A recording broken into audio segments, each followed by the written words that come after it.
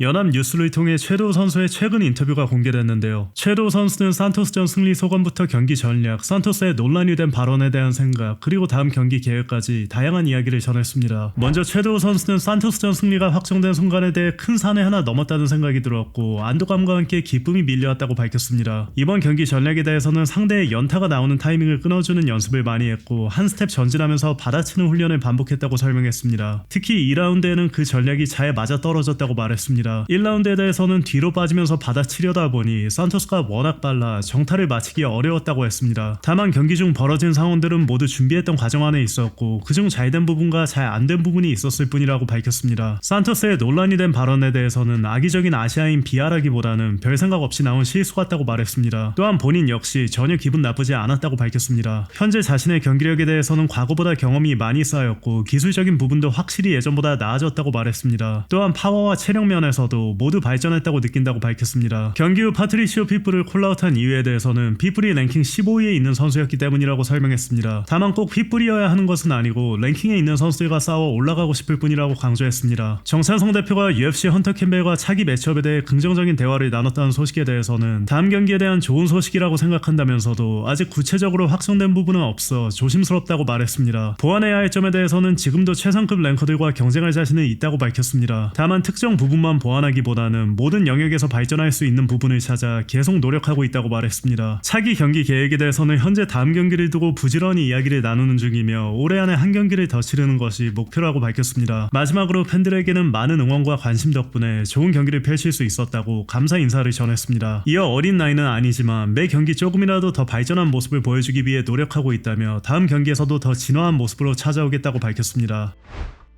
한편 드리커스 디플래시는 며칠 전 자신의 다음 경기가 다음 주 안에 발표될 것이라고 말한 바 있는데요. MMA 소식을 전한 케빈은 자신의 소스를 통해 드리커스 디플래시와 카마루 우스만의 경기가 7월 18일에 열리는 걸로 확정됐다고 확인했다고 밝혔습니다. 물론 사실 여부는 공식 발표를 기다려봐야겠지만 케빈은 그동안 여러 경기 소식을 정확하게 맞춰왔던 만큼 이렇게 확정적으로 말하는 걸 보면 어느 정도 근거가 있어 보입니다.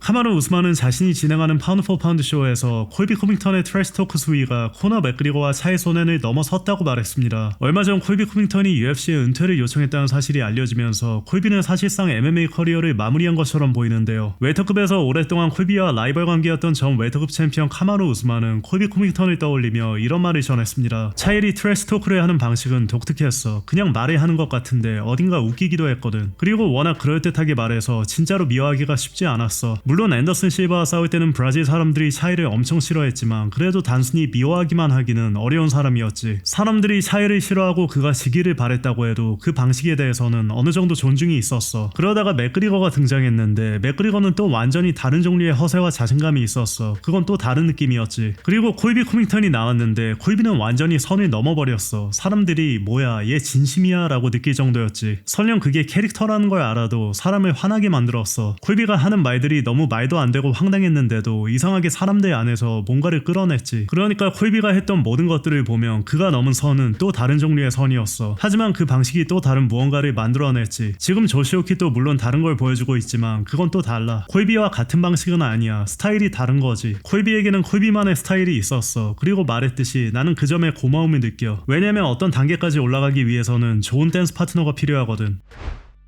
서미션 라디오와 인터뷰에서 로버트 휘테커는 션 스트릭랜드전 당시 함자 치마이프가 최고의 컨디션은 아니었던 것 같다고 말했습니다. 휘테커는 2024년 10월 26일 UFC 308에서 함자트에게 1라운드 서미션 패배를 당한 바 있는데요. 그는 이번 스트릭랜드전에서 함자트가 자신의 기량을 완전히 보여주지는 못한 것 같다고 평가했습니다. 모르겠어. 그래도 인정할 건 인정해야지. 션은 이제 말도 안 되는 일을 2번이나 해냈고 그 부분은 진짜 대단하다고 봐. 왜냐면 경기 전에도 말했지만 누가 내 머리에 총을 들이대고 예측하라고 했다면 난 치마이프가 이긴다고 했을 거거든.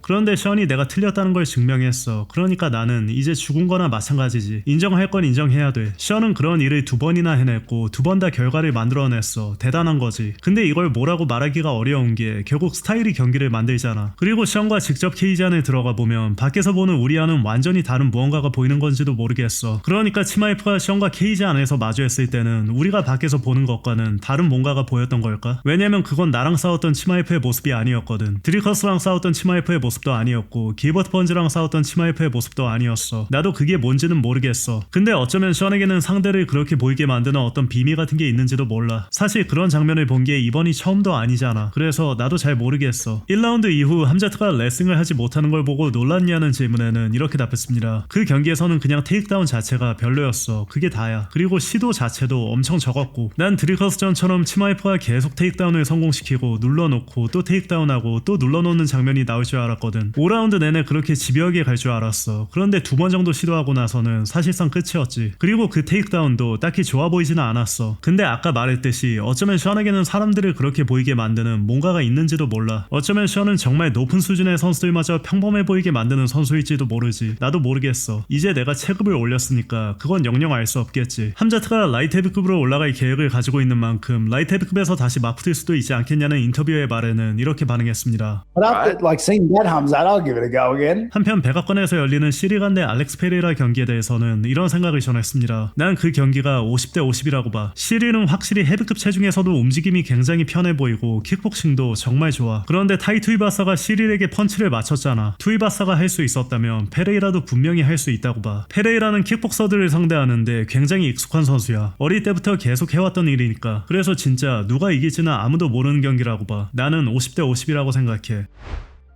한편 토마스 피나는 알렉스 페레이라와 시릴 간의 경기에 대해 이런 예측을 내놓았습니다. 페레이라는 라이트 헤비급과 미드급에서 엄청난 파워를 가지고 있어. 그런데 동시에 자신보다 훨씬 작은 선수들과 싸우고 있기도 하잖아. 페레이라가 선수들을 KO시키는 큰 이유 중 하나도 상대보다 훨씬 크기 때문이라고 생각해. 반면 시릴가는 큰 헤비급 선수들의 펀치를 맞는데 익숙한 선수야. 알렉스 페레이라는 움직임이 많지 않은 라이트 헤비급이나 미드급 선수들을 상대할 때 정말 잘해. 그런데 시릴가는 움직임이 많은 거대한 헤비급 선수잖아. 스타일적으로 보면 나는 이 경기가 가내기에 좋은 매치업이라고 생각해. 그렇다고 해도 가는 레그킥을 맞는 걸 좋아하지 않아. 레그킥 방어가 그렇게 좋은 편도 아니고. 그리고 알렉스 페레이라는 레그킥이 말도 안 되게 뛰어난 선수야. 지금 단계에서 승자를 고르기는 어렵지만 그래도 나는 간의 판정승을 예상할 것 같아. 간은 페레이라가 따라가기 힘들 정도로 많이 움직일 거고 결국 포인트에서 앞서갈 것 같아.